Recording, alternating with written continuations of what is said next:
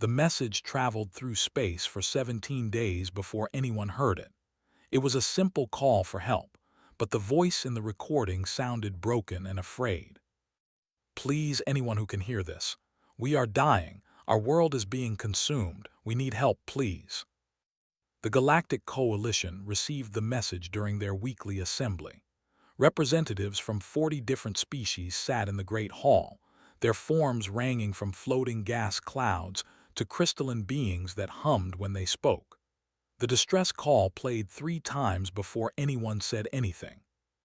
Council member spoke first. His species looked like tall birds covered in blue feathers. "This is from the home system. I know these people. They are peaceful. They would never ask for help unless it was truly desperate." "What is attacking them?" asked another representative. "The swarm, a parasitic species that consumes everything in its path. They have destroyed 7 systems in the past decade." The room fell silent. Everyone knew about They were a nightmare that appeared from deep space every few years. "We should help them," said. "With what?" replied a being made of what looked like living water. "The system is a death trap. The gravity shifts would crush our ships. The electromagnetic storms would fry our systems. The atmosphere is toxic to most of our species." "We sent a scout team last year," added another voice. "They died within 3 hours." Feathers drooped. "So we do nothing. We let an entire species die." "We are sorry for them," said, "but we cannot save everyone, especially not from a system we cannot survive in." The vote was quick. 35 species voted against helping. Only 5 voted yes. They would have to face the alone. The message continued to broadcast for another week. Then something strange happened. A new ship appeared at the edge of Coalition space. It was small, made of metal and ceramic, with lights that blinked in patterns the Coalition computers did not recognize. "Unknown vessel, identify yourself," the Coalition traffic controller said. "This is captain of the human ship Endurance. We picked up a distress call. We are here to help." The controller checked his records. "Human, we have no record of your species in our database. We are new here. We just developed faster-than-light travel a few years ago, but that does not matter right now. Someone needs help. We can provide it." The controller contacted the council immediately. Within an hour, Captain stood before the same assembly that had voted to abandon the. He was a strange sight, walked on 2 legs and had 2 arms. His skin was tan and smooth. He had hair on his head, black and cut short. His eyes were dark and alert. He wore a uniform of dark blue with patches on the shoulders. "Captain," said, "we appreciate your offer, but you do not understand what you are volunteering for. The system is extremely dangerous." "I read your reports," replied. His voice was calm and steady. "High gravity, electromagnetic storms, toxic atmosphere, extreme temperature swings. I understand." "Then you understand why we cannot help. Our species cannot survive those conditions." "Your species cannot, but humans can." The room filled with confused sounds, leaned forward. "What do you mean?" Pulled out a small device and projected an image of a blue and green planet into the air. "This is Earth. Our home world. It has extreme weather, earthquakes that split the ground, storms with winds that can throw vehicles, volcanoes that bury cities, floods, droughts, freezing cold, burning heat, radiation from our sun that can kill exposed skin, thousands of diseases, predators with claws and teeth, poisonous plants and animals." He paused. "We evolved to survive all of that. We are very hard to kill." "Impossible," said. "No species could evolve in such conditions." "We call Earth continued. And compared to the system, it is actually more dangerous in some ways." "You are either lying or suicidal," another said. Smiled. It was not a happy expression. It showed his teeth, white and straight, with pointed canines designed for tearing meat. Several moved back in their seats. "I have a crew of 42 people, all volunteers. We have doctors, engineers, soldiers, and scientists. We have the equipment we need. We can go into the system, rescue as many people as possible, and fight off the long enough to evacuate. The will kill you, said quietly. Maybe, but we will not know unless we try. And I did not come here to ask permission. I came to tell you we are going. It would be helpful if you could provide us with information about thee and the. Rippled with what might have been anger.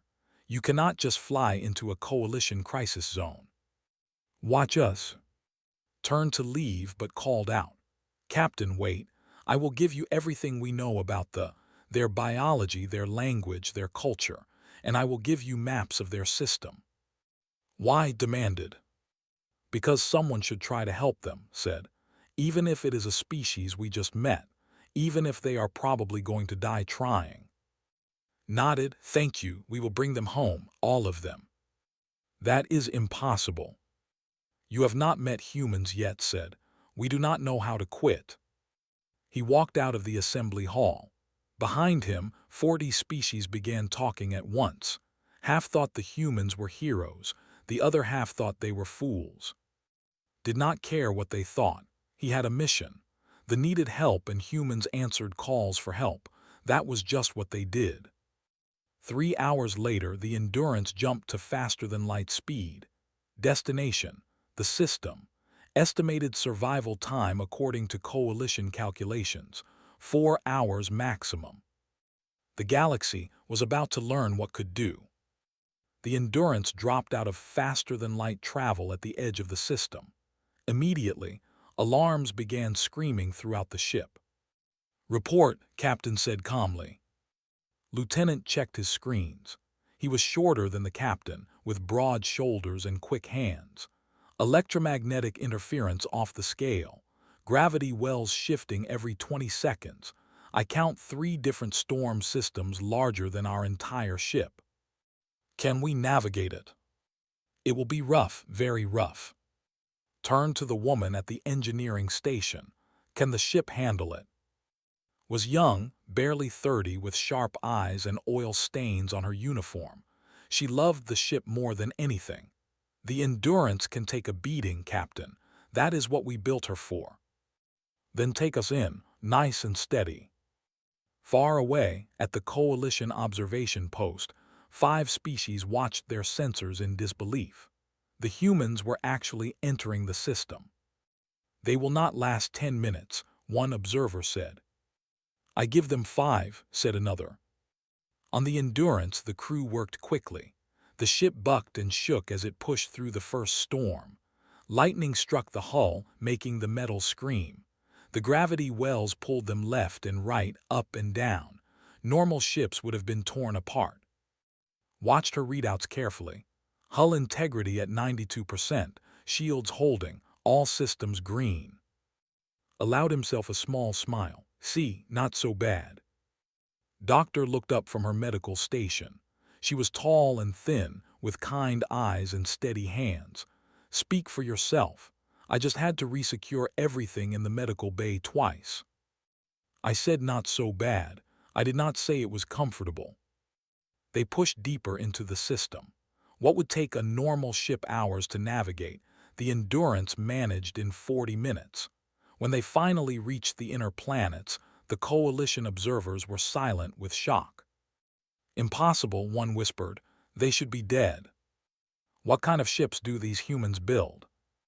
What kind of species survives this? The answer came when they saw the first city. They themselves were beautiful creatures. They looked like they were made of glass and light, with bodies that glowed softly in colors that shifted from blue to purple to green. They were tall and delicate, with long fingers and large eyes. They were also dying. The swarm covered half their world. From space, it looked like a black disease spreading across the planet's surface. There were insect-like creatures, each one the size of a human hand with sharp mandibles and acid for blood. There were billions of them. Opened a communication channel. This is Captain of Earth Ship Endurance to any who can hear me. We received your call for help. We are here to get you out. For a long moment there was no response. Then a voice came through, musical and trembling. You came. Someone actually came. Yes, my name is, who am I speaking with? I am the leader of the last free city. We have 3,000 people here. They will reach us in 2 days. Then we have 2 days to evacuate you. Can you gather your people? Yes, but your ship is too small. How can you save us all? We will make multiple trips if we have to. First, I need to send down a team to assess the situation. Is your landing zone secure? For now, but stranger, you should know something. Our atmosphere is toxic to most species. The gravity here is crushing. The storms will destroy most ships. Smiled. Good thing we are not most species. Prepare your people, we are coming down. He turned to his crew. You are leading the ground team. Take 10 people, go with them. We need medical assessment of the. Sara, I want you analyzing the, find their weaknesses. Sara was the science officer, a woman with glasses and a mind like a computer. Already working on it, Captain. Initial scans show they communicate through pheromones and vibrations. They have a hive structure. Can we use that against them? Give me time, and I will find a way. The landing shuttle dropped through the atmosphere. Myra, the communications officer, monitored the descent. She was calm and focused, with a voice that put people at ease. Landing team, you are entering some rough weather. Hold on tight. The shuttle shook violently. Wind speeds reached 300 kilometers per hour. The gravity increased until it felt like someone was sitting on everyone's chest. The air outside was full of ammonia and methane, enough to kill most coalition species in seconds. And his team barely noticed. They had trained for this. Earth had prepared them for worse. The shuttle landed outside the city. When the doors opened, the first thing they saw were the humans in their environment suits. They looked heavy and solid, nothing like the delicate coalition species. Approached cautiously. Next to the humans, he looked fragile, like he might break if touched too hard. You are so different from us. I hope that is okay, said gently. You are built like warriors, like predators. We are, but we are also here to help. Can you show us your people? Led them through the city. They had gathered in the central square, huddled together in fear. When they saw the humans, they gasped. Some moved back, others stared in wonder. Doctor knelt down next to a young who was injured. May I examine you? The young one looked at, who nodded. Touch was gentle, but it felt rough. Their bodies were so delicate that human skin felt like sandpaper to them. Your bone structure is incredibly light, said softly. Your muscles are weak. How do you move in this gravity? It is normal for us, said. But you move like the gravity does not affect you at all. Earth's gravity is higher than this. We are used to it. One of the children asked, Are you going to save us? Looked at the child. Her eyes were warm. Yes, we promise. Activated his communicator. Captain, we have eyes on the situation. They are in poor condition, but they can be moved. However, we have a problem. They are closer than we thought. I estimate we have 1 day, not 2. Understood. Begin evacuation procedures. Is prepping the ship for maximum capacity. There is one more thing, Captain. They are adapting. They seem to notice us. I think they know we are here. Above the planet, Sara confirmed suspicion. Captain, the swarm is changing its movement pattern. They are redirecting toward our landing zone. Felt a cold weight in his stomach. They were smart. They knew a threat when they saw one. How long before they reached the city? 18 hours, maybe less. Looked at his crew. Every face was determined. None of them looked afraid. All right, change of plans. We go to emergency evacuation protocol. Myra, tell the coalition we need support ships here in 16 hours. They already said they would not come, Captain. Tell them anyway. Tell them humans are holding the line. Tell them we are not leaving until every is safe. He stood up and looked out at the planet below. Somewhere down there, 3,000 people were counting on him. Behind them, billions were coming. The galaxy thought this was impossible. The galaxy thought humans would fail. The galaxy was about to be surprised. The first wave of hit the perimeter at dawn. Had prepared for this. His team had set up defensive positions around the city using equipment from the Endurance. Energy barriers hummed to life. Automated turrets tracked movement. Trip mines dotted the approach routes. They watched from behind the barriers, their glowing bodies pulsing with fear. They had never seen combat before. Their species had no concept of war. They were artists, philosophers, and dreamers. Stay behind us, told. No matter what happens, stay behind the humans. What will happen? Checked his weapon, a compact rifle that fired superheated plasma. We are going to show you what predators do when protecting their pack. They came like a living black wave. Millions of them, their mandibles clicking, their wings buzzing like thunder. They covered the ground, the walls, the air itself. Any normal species would have run in terror. The humans opened fire. Plasma bolts tore through the ranks. Explosions ripped holes in their formation. The automated turrets spun and fired in precise patterns. The energy barriers held against the first assault. But they kept coming. They are not stopping, one of the human soldiers shouted. His name was young and strong with quick reflexes. They never stop, replied calmly. That is why we do not stop either. Keep firing. On the Endurance, worked frantically to keep the ship's systems running. The electromagnetic storms were getting worse. One of the main power conduits had blown. She crawled through the tight maintenance shafts, welding and rerouting power while the ship shook around her. How are we looking? Asked over the communicator. I have rerouted power from non-essential systems. We can make 3 more trips before we need to vent the heat exchangers. After that, we risk catastrophic failure. 3 trips will not be enough. We have evacuated only 800. We need at least 20 more trips. Wiped sweat from her face. Then I will find a way to give you 20 trips. Just give me time. You have 4 hours. That is not much time, Captain. Do I need to find someone else? Laughed despite the situation. No, sir. I said it was not much time. I did not say it was impossible. Down in the medical bay, doctor worked on a who had been injured during the evacuation. They were so fragile that even minor bumps caused fractures. Their skin tore easily. Their organs were delicate. I am sorry, said as she said a broken bone. I know this hurts. This name was Shimmer. She trembled under his hands. You are so rough. Your touch is so heavy. I know. My people are built for a harsh world. We forget how gentle we need to be with others. Yet you are here, risking your lives for us. Smiled, that is what we do. We help people who need it. Another, an elder named Glow, spoke up from a nearby bed. Your species confuses me. You are clearly warriors, predators. I can see it in the way you move, the way you watch everything. Your teeth are designed for tearing meat.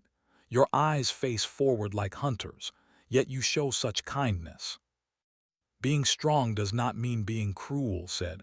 On Earth, we learned that the hard way.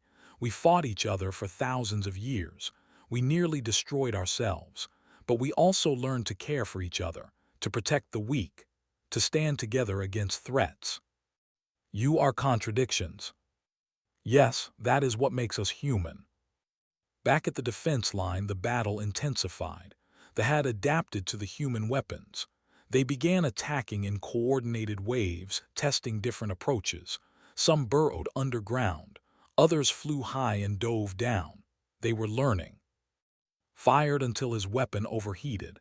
He switched to his secondary weapon without missing a beat. They are getting smarter. Let them, said. We are smarter, pattern Delta now. The human team shifted formation. They had trained for this. Each person knew their role. They moved like parts of a machine, covering each other, never leaving a gap in the defense. They watched in amazement. They had never seen such coordination, such efficiency, such violence. They are not even afraid, whispered. They are terrifying, Shimmer said from where she watched. But they are beautiful too, like a storm that protects instead of destroys. Sara, working in her lab aboard the Endurance, made a breakthrough. Captain, I have analyzed the communication patterns. They use vibrations to coordinate. If we can disrupt those vibrations, we can scatter their formations. Can you build a device? Already done. I need someone to plant it in the middle of their swarm. That is a suicide mission. For most species, yes. For a human in a hardened suit, just very dangerous. Considered this. Did you hear that? I did, Captain. I volunteer.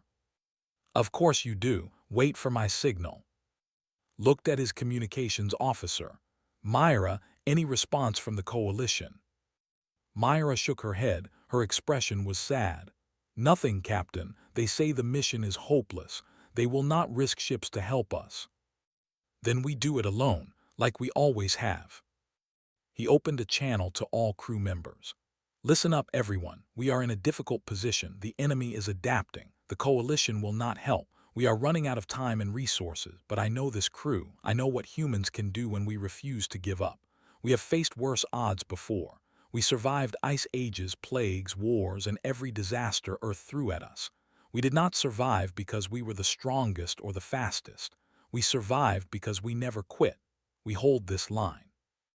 We save these people. That is not a request. That is what we are going to do. Understood? Yes, sir, came the response from every crew member. Smiled. Good. Now let us show the galaxy what can really do.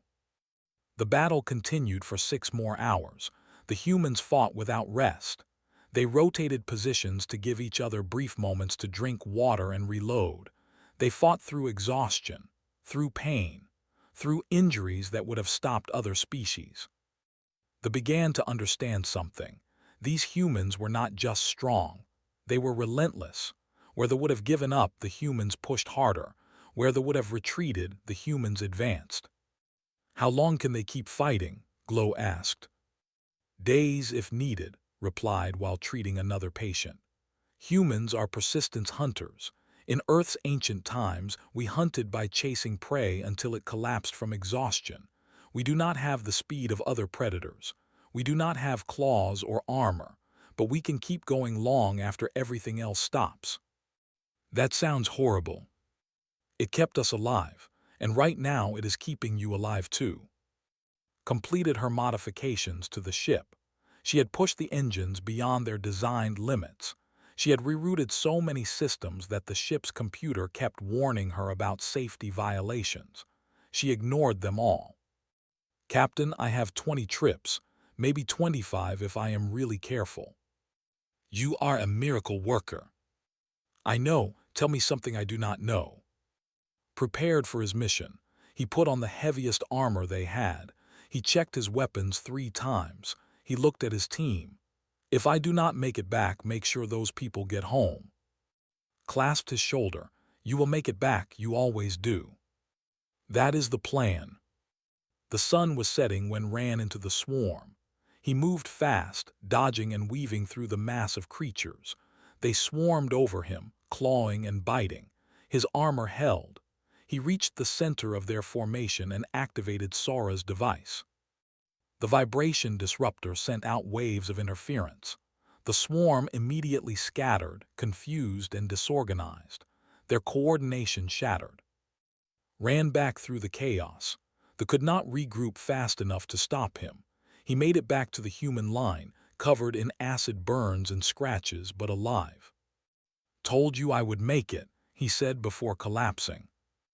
Was there immediately. You are an idiot, a brave, successful idiot. The disruption gave them the time they needed. The evacuation continued through the night. The 3rd day began with bad news. Captain, Myra said quietly, we have a problem. They are adapting to the disruption device. They are already reforming their swarm patterns. Had not slept in 48 hours. His eyes were red and his hands shook slightly from exhaustion, but his voice remained steady. How long before they organize a major attack? 6 hours, maybe less. We still have 1,500 to evacuate. We need more time. Captain, we do not have more time. Looked at the display showing the planet below. The swarm had grown. Intelligence estimates now put their numbers at over 2 billion. Against that, his crew of 42 seemed impossibly small. Then we make time, he said. Down on the planet gathered his team. They looked exhausted, had a broken arm. 2 others had acid burns that had quickly treated. All of them had been fighting for 3 days straight with only brief rest periods. We need to hold for 6 more hours, told them. 6 hours, laughed. It sounded slightly mad. That is all. I thought you were going to say something difficult. The others smiled despite their exhaustion. This was human humor, laughing at impossible situations, finding joy even in the darkest moments. They are coming with everything they have, continued. This will be their final push. If we break the die, if we hold, everyone goes home. I know you are tired, I know you hurt, but I also know humans. We are too stubborn to quit. Damn right, someone said. For Earth. They took their positions. They had been moved to the final evacuation point, stood with the last group, watching the humans prepare for battle. You should go with the others, told him. No, I want to see this. I want to witness what you do. It will not be pretty. War never is, but courage always is. The attack began with a sound like thunder. The ground shook as billions of creatures surged forward. The sky turned black with their flying forms. They came from every direction at once. The humans opened fire. Plasma bolts lit up the battlefield. Explosions rocked the formations. The automated defenses fired until they overheated and shut down. Still they came. Conserve ammunition, shouted, controlled bursts. The humans fell into a rhythm. Breathe, aim, fire, move, repeat. Their training took over. Their bodies moved on instinct. Even exhausted, even outnumbered, they fought with precision. On the Endurance, watched her readouts with growing alarm.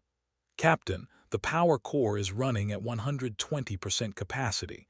This is beyond dangerous. Can it hold? I do not know. We are in unexplored territory here. Then explore it.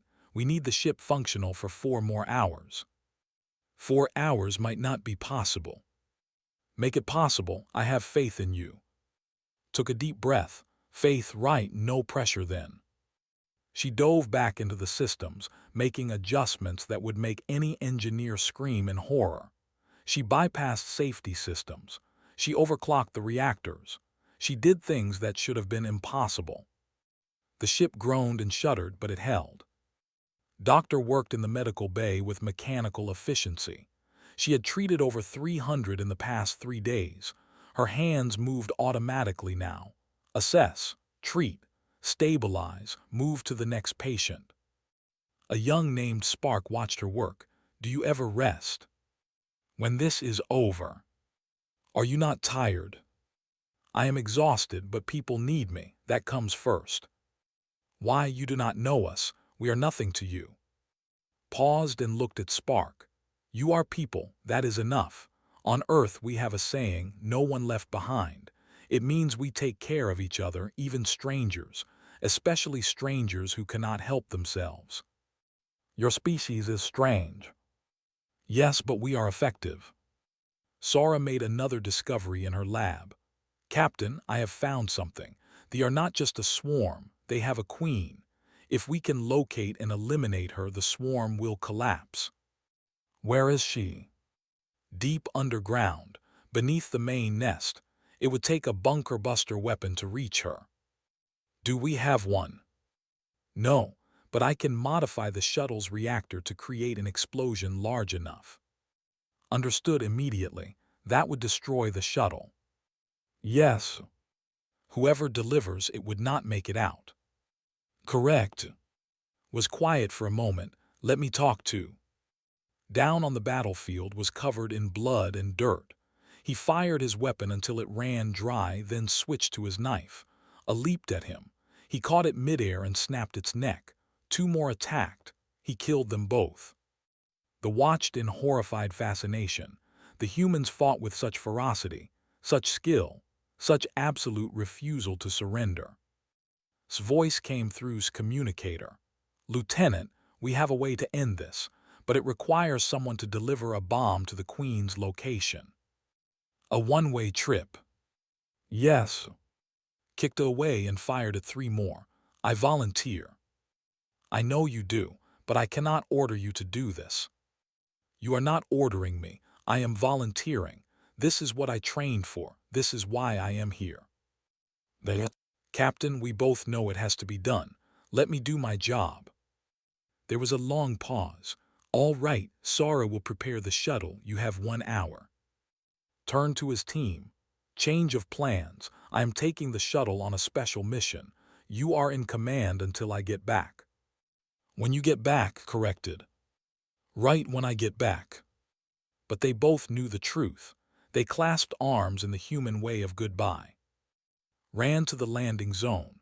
The modified shuttle waited, its reactor already humming with dangerous levels of energy. Sara met him there. "The timer is set for 5 minutes after you land," she explained. "That gives you time to get to the Queen's chamber and get out." "What are my odds of getting out?" Sara met his eyes. "Honestly, less than 5%. Smiled. "I have survived worse odds." "No, you have not." "Then this will be my best achievement yet." He climbed into the shuttle. The engines roared to life. The shuttle lifted off and dove toward the nest. The coalition observers watched in silence. They had been monitoring the battle the entire time. They had seen humans fight for 3 days without stopping. They had seen humans perform impossible engineering. They had seen humans show compassion to a species they had just met. Now they watched a human volunteer for a suicide mission. "Why would he do this?" one observer asked. "Because that is what humans do," another replied quietly. The shuttle crashed into the nest, fought his way through hundreds of to reach the Queen's chamber. She was massive, the size of a small vehicle, surrounded by warriors. He activated the reactor bomb and ran. They chased him. He fired behind himself as he ran, not aiming, just trying to slow them down. The tunnel collapsed behind him. The timer counted down. 30 seconds. He could see daylight ahead. 20 seconds. Grabbed his leg. He shot it and kept running. 10 seconds. He dove out of the tunnel entrance just as the explosion erupted behind him. The blast threw him forward. He hit the ground hard and rolled. When he looked back, the entire nest was collapsing. The swarm on the surface was scattering, confused and leaderless. His voice came through the communicator. "Report." Coughed. "I am alive. The Queen is dead. Mission accomplished." Cheers erupted from the human team. His voice cut through the celebration. "Outstanding work, Lieutenant. Now get back here. We have to evacuate." The swarm fell apart without their queen. The humans held the line for the remaining hours without major resistance. One by one, every was loaded onto the Endurance. When the last transport launched, stood with on the bridge. "You did it," said in wonder. "You saved all of us." "That was the mission," replied. "We will never forget this. Humans will always be welcome among the." Nodded. "We will hold you to that." The Endurance jumped to faster-than-light speed, leaving the dying swarm behind. The impossible mission was complete. The Endurance arrived at Coalition space 4 days later. The ship looked terrible. The hull was from lightning strikes. Sections of armor were melted from acid. One engine was barely functional, but it was still flying. Inside, every available space was filled with. They huddled in cargo bays, crew quarters, even the engineering sections. 3,000 refugees, all alive, all safe.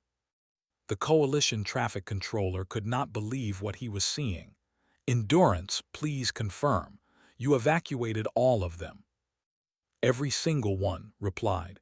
He sounded exhausted but satisfied. That was, you were only supposed to survive 4 hours. We are humans. We do not follow predictions very well. The council assembled to meet the endurance. This time, the chamber was packed. Word had spread throughout the coalition. Species from across the galaxy wanted to see the humans who had achieved the impossible. Captain stood before them again. He looked different from the first time. His uniform was stained and torn. He had bruises on his face. His eyes were tired, but he stood straight and proud. Spoke first. Captain, we owe you an apology. We did not believe you could succeed. We thought you would die trying. Many people thought that. We proved them wrong. The bird-like who had helped them stepped forward. His feathers were bright with emotion. They are calling you the unyielding ones. They say you are warriors who fight not for conquest, but for protection. They say you are predators who chose to defend prey instead of hunt them. We are just people doing what was right. Another, a being made of crystals, spoke up. Your entire crew fought for 3 days without rest. Your doctor treated hundreds of patients while exhausted. Your engineer performed miracles with your ship. Your soldiers held against billions of enemies. How is this possible?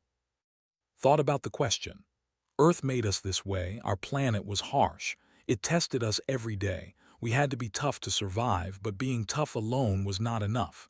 We also had to work together, care for each other, help the weak. Those who only thought of themselves died. Those who helped each other lived. That is humanity, strength and compassion together. You mentioned Earth said. We researched this term. We found it is used for planets with extreme conditions that produce extremely hardy life forms. That is correct. The data we found suggests Earth might be one of the most dangerous inhabited planets in the galaxy. Smiled slightly, we call it home. The chamber filled with amazed sounds. The idea of choosing to live on such a world was incomprehensible to most species. Entered the chamber then, along with several other. They glowed brightly with emotion. Said, we wish to speak. Nodded, of course. We were a dying species. We had given up hope. We sent our message thinking no one would answer. Then the humans came. They fought for us, bled for us, risked everything for us. And they did not know us. They owed us nothing. They came simply because we needed help. He turned to face. Captain, we have decided, the wish to propose a compact. We offer our knowledge, our art, our culture to humanity. In return, we ask only for your friendship. And we ask that if others call for help like we did, you will answer again. We would answer anyway, said. That is what we do. Another voice spoke up. It was Glow, the elder. The galaxy should know what we learned.